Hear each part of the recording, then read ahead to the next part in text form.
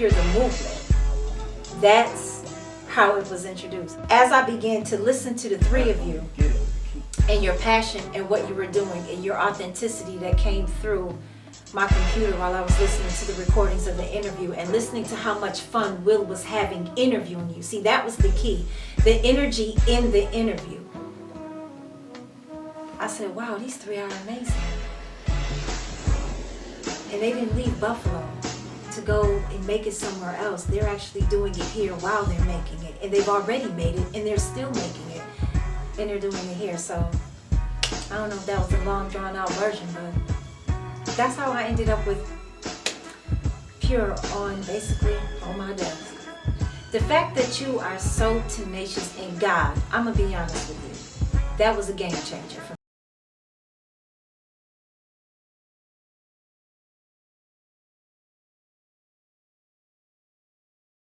The one that's orchestrating everything. The fact that you were willing to open up a project so that other people from the streets or people that have just lost their way. I don't always just want to say the streets. I just want to say that lost their way. Rather systematically, rather if it was by their family life, whatever the case may be. The fact that you have the courage to say, come on, that's what intrigued me. Because not everybody says, you have this talent, come on with us. Can you rap? It's like what Deuce said, you rap, come on.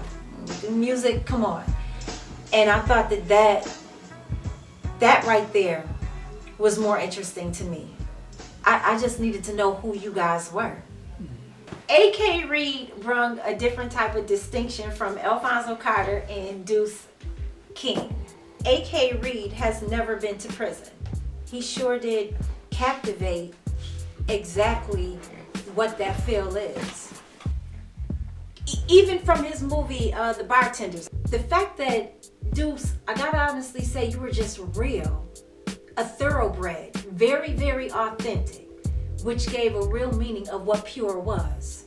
When he captured talking about Alphonso Carter, when he captured speaking about A.K. Reed, he also captured saying that it's not just me, it's all of us. And he also talked about not necessarily being in the forefront. He wanted to be in the back. Well, friends like Alphonso Carter wasn't going to allow that to happen. Alphonso Carter, aka Fonz Carter. What I really appreciated about Alphonso Carter was the credibility that he gave himself. And that takes a lot of heart. And it doesn't mean that to me, it was just refreshing to hear how African-American man in Buffalo is not afraid to say, I am multi-talented. I have many talents. So I'm not characterized just in one area. And the clothing line, I didn't talk about the clothing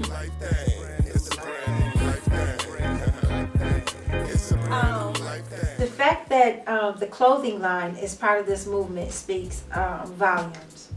So when they, referring to A.K. Reed, Deuce King, and Alphonso Carter, when they decided to include the very population that is so forgotten, that to me intrigued me. Because I wanted to know exactly how were you going to do it and if you were actually going to stick by your word.